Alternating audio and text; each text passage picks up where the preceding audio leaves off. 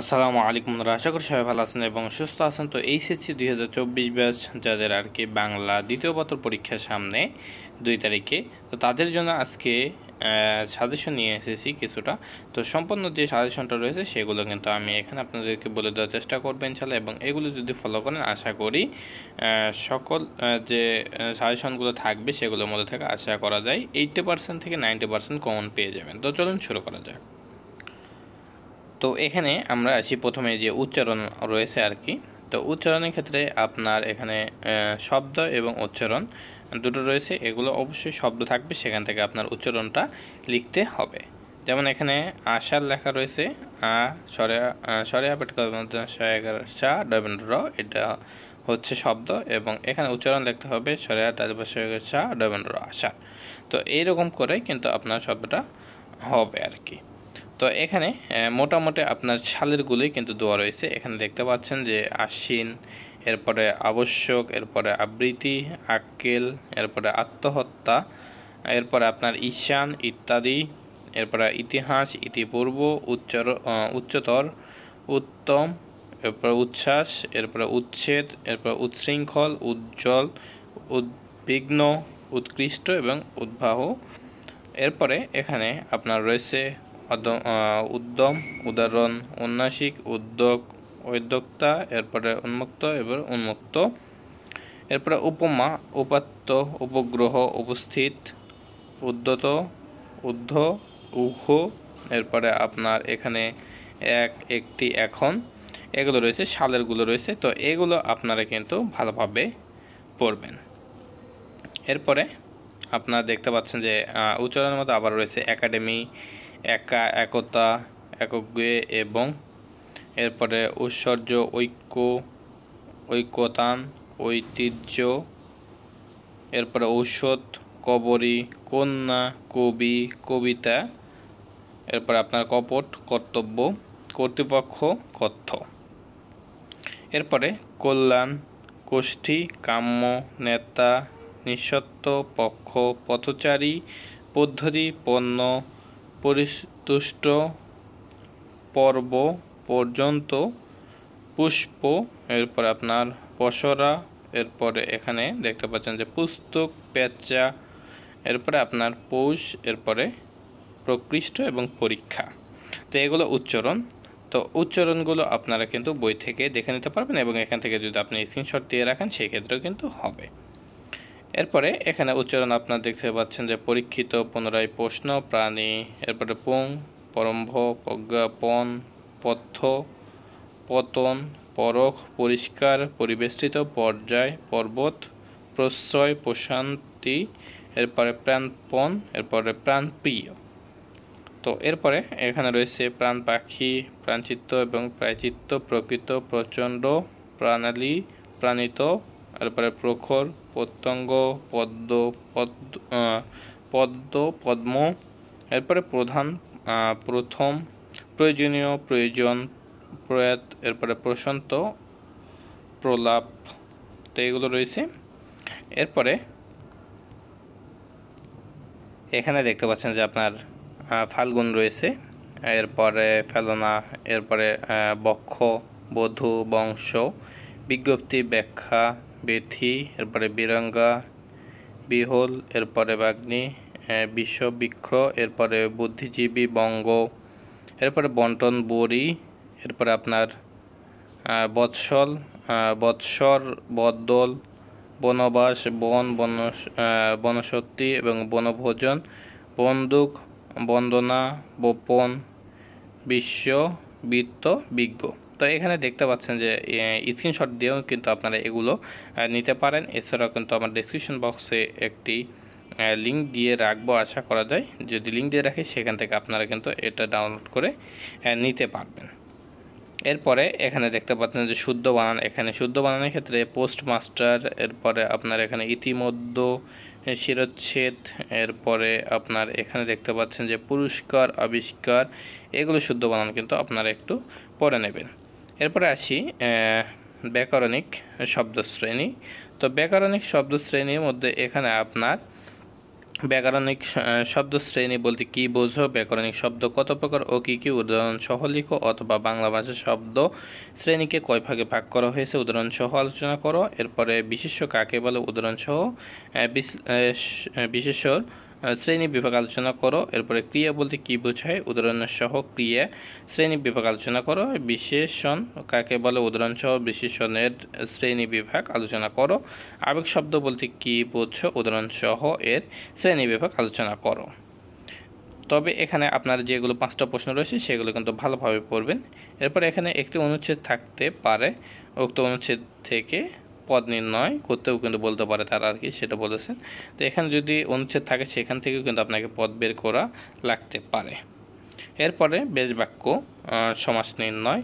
তো এখানে দেখতে পাচ্ছেন যে এখানে উত্তরণ, এরপরে আহরণ, হিতাহিত, এরপরে এখানে দোয়াত কলম এগুলো রয়েছে। তো এগুলো স্ক্রিনশট দিয়ে নেবেন কিংবা আপনি দেখে নিতে পারবেন পরবর্তীতে।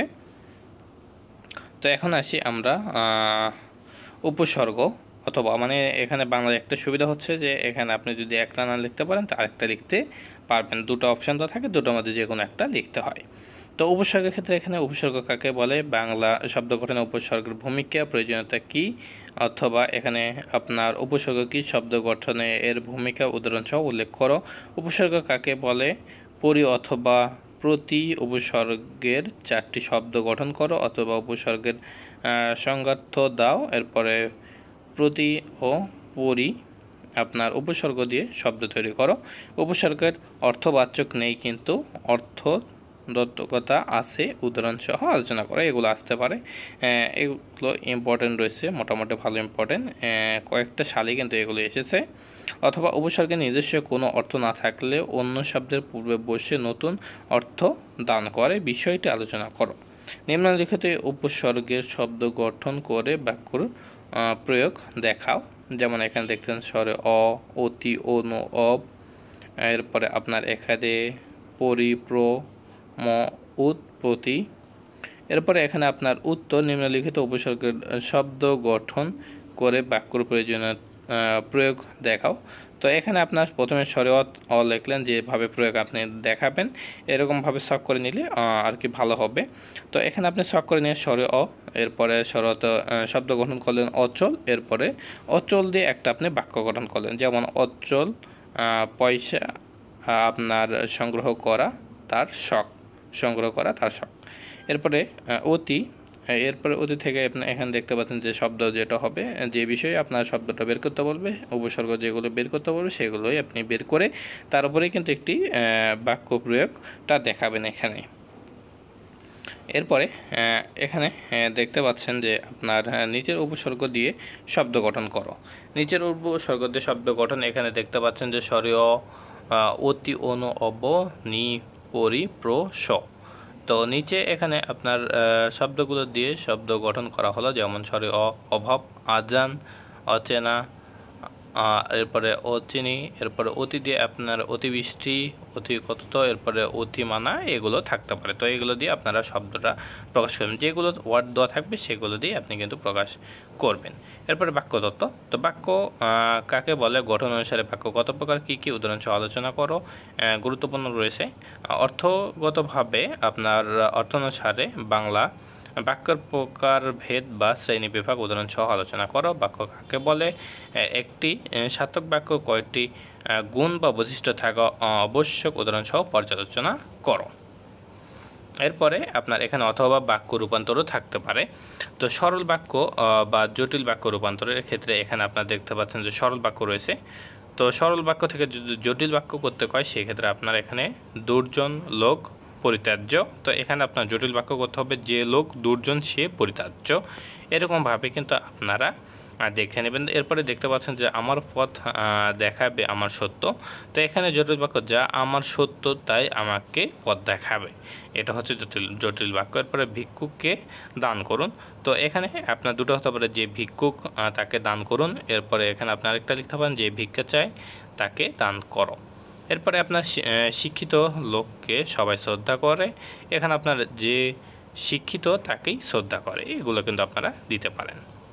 এরপরে জটিল থেকে যদি সরল করতে হয় সেই ক্ষেত্রে আপনারা এখানে দেখতে পাচ্ছেন যে আমরা আনন্দিত হয়েছি যে তিনি উচ্চ শিক্ষা লাভ করেছেন। তো এখানে সরল বাক্য হবে তার উচ্চ শিক্ষা লাভে আমরা আনন্দিত হয়েছি, এরকম হতে পারে। এরপরে জটিল বাক্য, যখন মেঘ গর্জন করে তখন ময়ূর নৃত্য করে। তো এখানে আপনার সরল বাক্য হতে পারে মেঘ গর্জনের সময় ময়ূর নৃত্য করে।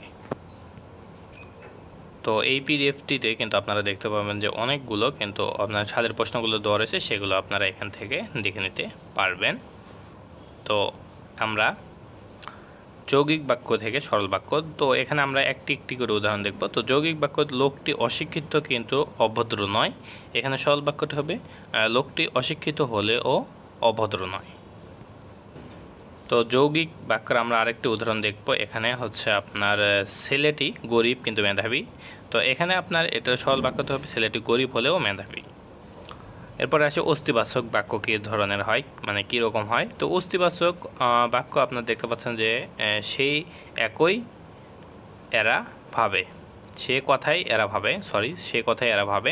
তো এখানে আপনার নেতিবাচক যদি বের করতে পারে সেক্ষেত্রে হবে সে কথায় এরা না ভেবে পারে না, এরকমভাবে হবে। এরপর বাড়িটা তারা দখল করেছে, তো বাড়িটা তারা দখল না করে ছাড়েনি, এরকম হয় নেতিবাচক বাক্য। এরপর আসি নির্দেশ্য মানে নির্দেশ করা বোঝে যাকে আর কি, সেরকম বাক্য যেরকম হয় সে আর ভিক্ষা করে না, সে কি আর ভিক্ষা করে। আপনার এই প্রশ্নবোধকের যে বাক্যগুলো সেগুলো এরকম হয়। এরপর নির্দেশকতা বাক্য যেগুলো রয়েছে, এবার আপনার অনুজ্ঞাবাচক বাক্য। তো নির্দেশিকা যদি থাকে সেক্ষেত্রে আপনার এখানে উপকার করার অধিকার থাকা চাই। তো এখানে আপনার এটার উত্তরটা হতে পারে উপকার করার অধিকার রেখো, এরকম। এরপরে ইচ্ছা বা প্রার্থনা সূচক বাক্য, এখানে দেখতে পাচ্ছেন যে তুমি দীর্ঘজীবী হও, এরপরে তোমার দীর্ঘজীবী কামনা করছে, এরকম আর কি। এগুলো আপনারা আপনার যে ডেসক্রিপশন বক্স থাকবে সেখান থেকে আপনি পিডিএফটা পেয়ে যাবেন। এরপরে আসি অনুচ্ছেদ আপনার শুদ্ধ করে নিই, যেমন এখানে নিচে অনুচ্ছেদটি শুদ্ধ করে লিখতে হবে। তো এখানে আপনার অনুচ্ছেদটি লেখা আছে আজকাল বানানের ব্যাপারে সকল ছাত্ররাই অমনোযোগী, বানান শুদ্ধ মতো করে লেখার ব্যাপারে তাহারা সচেষ্ট নহে রে, এরকম আর কি রয়েছে। তো এখানে আপনার উত্তরটি হবে এটা আজকাল বানানের ব্যাপারে সব ছাত্ররাই অমনোযোগী, বানান শুদ্ধ করে লেখার ব্যাপারে তারা তো সচেষ্ট নয়, বরং অবস্থা দেখে মনে হয় তারা যেন ভুল করবার প্রতিযোগিতায় অবতীর্ণ হয়েছে, এ যথার্থ লজ্জার ব্যাপার, সুতরাং বিদ্বান হবার জন্য চেষ্টা করো। এরপর আপনার দেখতে পাচ্ছেন নিচে অনুচ্ছেদটি শুদ্ধ করে লেখো। অনুচ্ছেদগুলো রয়েছে এরকম থাকতে পারে অনুচ্ছেদ। এরপরে আপনার কয়েকটি এখানে অনুচ্ছেদ দেওয়া রয়েছে, মোটামুটি 5টি-7টির মতো অনুচ্ছেদ রয়েছে। এরপরে পারিভাষিক শব্দ এখানে দেখতে পাচ্ছেন যে আপনার মোটামুটি ভালো পরিমাণ শব্দ দেওয়া রয়েছে। এগুলো যদি আপনারা পড়েন পারিভাষিক, সেক্ষেত্রে আশা করা যায় আপনারা পেয়ে যাবেন। পারিভাষিক শব্দ এখানে আপনার কয়েকটি দেওয়া রয়েছে, মোটামুটি বেশি দেওয়া নাই। এখন আসি আমরা এখানে আপনার বাংলা অনুবাদ, যেমন ইংলিশে থাকবে সেগুলো আপনারা বাংলা করবেন। তো এখানে মোটামুটি কয়েকটা বাছাই করা হয়েছে। এখানে দেখতে পাচ্ছেন the life of a student. এরপরে এখানে দেখতে পাচ্ছেন আপনার ইংরেজি শেখার প্রয়োজনীয়তা যেগুলো রয়েছে সেগুলো বিষয়ে। তো এরপরে এখানে আপনার মোটামুটি এখানে মনে হয় 5টা-7টার মতো রয়েছে। এরপরে ইমেইলের ক্ষেত্রে ইমেইল তো এগুলো আশা করা যায় সবাই পারবেন। তো এখানে প্রয়োজনীয় বই ধার চেয়ে ইমেইল লিখতে পারেন, শিক্ষকের নিকট প্রার্থনা করে একটি ইমেইল, এরপরে বনভোজনের চাঁদার হার জানিয়ে সহপাঠীদের উদ্দেশ্যে একটি ইমেল বার্তা, এরপরে আপনার কিছু টাকা পাঠাতে বড় ভাইয়ের কাছে একটি ইমেল বার্তা। তো এই 6টি যদি পড়েন আশা করা যায় একটি ইমেইল আপনারা পেয়ে যাবেন। এখানে মোটামুটি ইমেল দেওয়া রয়েছে 10টির মতো, 10টির মধ্যে আশা করা যায় আপনারা তো সর্বনিম্ন 2টি পাবেন। অথবা পত্রের ক্ষেত্রে গ্রামের আপনার যে নিরক্ষরতা অভিশাপ থেকে মুক্ত করার ক্ষেত্রে নিজের ভূমিকার বর্ণনা দিয়ে প্রবাসী বন্ধুর কাছে পত্র লিখতে পারেন।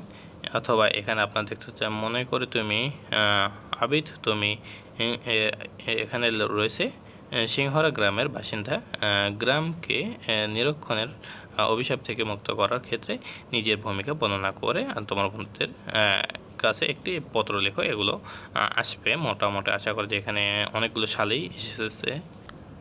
সারাংশে এখানে আপনার আজকে দুনিয়াটা আশ্চর্যভাবে মানে সন্দেহ থাকে না। এরপরে প্রকৃত জ্ঞানের আপনার শিপ্রিয়া, এরপরে কোনো সভ্য জাতিকে, এরপরে কাকে প্রায় সঙ্গে, এরপরে কিসের হায় মর্যাদা দামি অভাব আছে বলিয়া মানুষের সুন্দর মুখ, এরপরে এখানে আপনার বসুমতী কেন তুমি কিছু দৈহ যদি আসে আসুক তব তলে বসে প্রান্ত সন্তি। আর এরপরে ভাব সম্প্রসারণে এখানে দুর্জন আপনার বিদ্যান হলে ও পরিত্যাজ্য, এখানে কয়েকটা রয়েছে, এগুলো আপনারা স্ক্রিনশট দিয়ে নেবেন।